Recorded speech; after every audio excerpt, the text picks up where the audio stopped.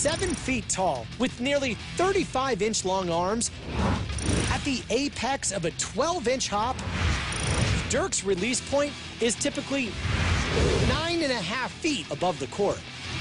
In Game 2, this textbook form was on display with a three-pointer that put Dallas up with 27 seconds to play.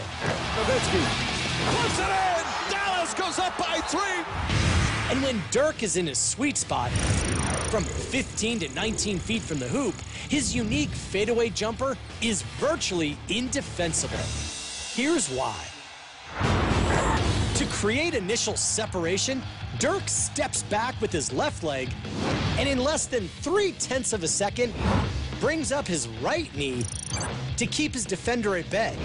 As Dirk jumps, he angles his torso approximately 20 degrees back, creating roughly 2.5 feet more separation between the ball and the defender.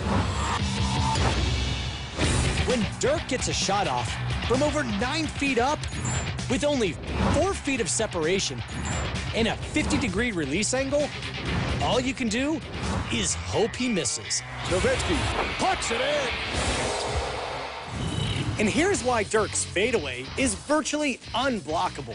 If you were as tall as Yao Ming with the vertical leap of Derrick Rose and jumped straight up just 4 feet away from where Dirk released his shot, you still couldn't get a hand on the ball. For ESPN Sports Science, I'm John Brinkins.